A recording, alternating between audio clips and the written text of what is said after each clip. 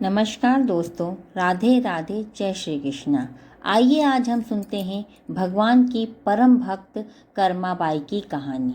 वो भगवान की महान भक्त थी और भगवान श्री कृष्ण उनके हाथ से प्रतिदिन भोजन ग्रहण करते थे। जीवन राम स्वयं धार्मिक पुरुष एवं अनन्य कृष्ण भक्त थे। उन्होंने भगवान के नाम मदन मोहन से अपने घर में कृष्ण भगवान का मंदिर बना रखा था। वे प्रतिदिन भगवान कृष्ण की पूजा करते और भोग लगाते तथा भगवान को भोग लगाने के बाद ही भोजन ग्रहण करते। यह उनके घर का नित्य का नियम था। इसी प्रकार समय बीतता गया। कर्माबाई प्रतिदिन अपने पिता को श्री कृष्ण भगवान की पूजा करते देखती, उनको भोग लगाते देखती। यही सब देखते देखते कर्माबाई का बचपन बीत रहा था। अतः बचपन से ही उस नन्ही कर्मा में भक्ति भाव के संस्कार थे। इन्हीं संस्कारों के बीच पलते बढ़ते कर्मा 13 वर्ष की हो गई।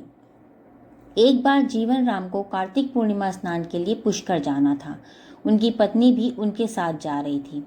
वे कर्मा को भी साथ ले जाना चाहते थे, लेकिन एक समस्या आ गई। उनकी अनुपस्थिति में भगवान को भोग लगा था। इसलिए उन्होंने कर्मा को यह जिम्मेदारी सौंपी और बोले, पुत्री, हम दोनों पुष्कर स्नान के लिए जा रहे हैं। तुम सुबह भगवान को भोग लगाना और उसके बाद ही भोजन करना।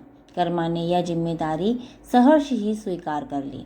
माँ पिता के तीर्थ यात्रा के लिए जाने पर कर्मा ने सुबह स्नान आदि कर बाजरे का खिचड़ा बनाया और पूजा के लिए अपने घर में बने भगवान के मंदिर के समीप आ गई। भोग की थाल भगवान के सामने रखकर हाथ जोड़कर बोली, हे प्रभु, भूख लगे तो भोग लगा हुआ है, आप भोग ग्रहण कर लेना, तब तक मैं घर के और काम कर लेती हूँ। इसके बाद वह काम में जुट गई। बीच बीच में वह थाली देखने आती, लेकिन भगवान ने खिचड़ा नहीं खाया। बहुत देर होने के बाद जब भगवान जी ने भोग ग्रहण नहीं किया तो उसे चिंता हुई कि क्या पता भगवान जी को खिचड़े में स्वाद ना आ रहा हो, इसलिए ग्रहण नहीं कर रहे हो, इसमें घी की या गुड़ की कमी रह गई हो। फिर जाकर उसने गुड़ व घी मिलाया और वहीं बैठ गई, लेकिन भगवान ने फिर भी भोग ग्रहण नहीं किया। तब मायूस होकर उसने कहा, हे प्रभु, आप भोग ग्रहण कर लीजिए। माँ बापू पुष्कर नहाने गए हैं, आपको भोग लगाने अभी कुछ दिन वो लोग नहीं आएंगे। आपको भोग लगाने की जिम्मेदारी मुझे दी गई है, इसलिए आपको भोग लगाने के बाद ही मैं खाना खाऊंगी। परंतु भगवान जी ने फिर भी भोग ग्रहण करना शुरू नहीं किया। फिर कर्मा उनसे शिकायत करते हुए बोली, माँ पिताजी जब भोग लगाते हैं तब तो आप भोग ग्रहण कर लेते हो, फिर आज क्यों भूखे बैठे हो? इतनी देर हो गई है, खुद भी भूखे बैठे हो और मुझे भी भूखा रखा है। यह सब बोलकर वह भगवान के भोग ग्रहण करने की प्रतीक्षा करने लगी। परंतु यह क्या, अब तो सुबह से दोपहर समाप्त हो चली, शाम भी हो गई। भूखी कर्मा अब रुआंसी हो गई और दुखी हो रोते हुए बोली, हे भगवान जी, आप ग्रहण कर लीजिए भोग, अन्यथा मैं भी भूखी ही रह जाऊंगी। अतः कान्हा के काठ की मूर्ति से आवाज आई। कान्हा बोले, कर्मा, तुमने पट तो बंद ही नहीं किया, मैं भोग कैसे ग्रहण करूं? यह सुनकर कर्मा ने पट खींचकर ओट कर दी। भगवान श्री कृष्ण ने खिचड़े का भोग ग्रहण किया और थाली पूरी खाली हो गई।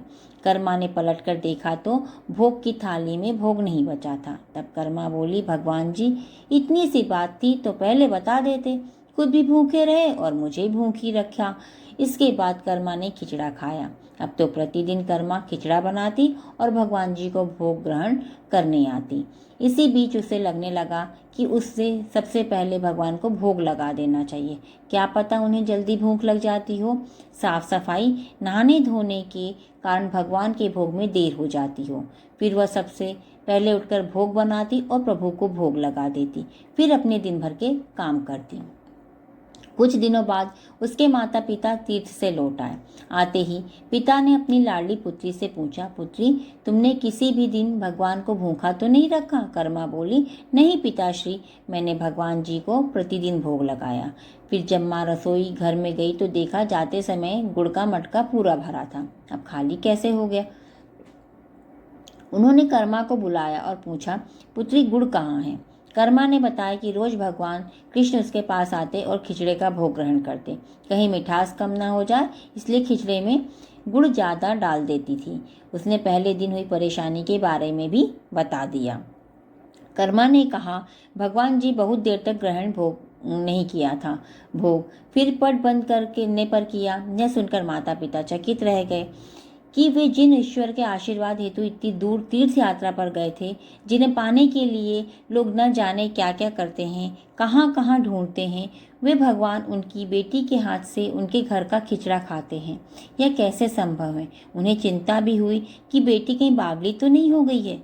ये भी सोच लिया कि क्या पता कर्मा ने ही पूरा गुड़ खा लिया हो। इस पर कर्मा ने कहा, अगर आपको यकीन नहीं है तो कल देख लीजिए, मैं खुद भगवान को भोग लगाऊंगी। इस आश्चर्य से वे रात भर सो नहीं पाए।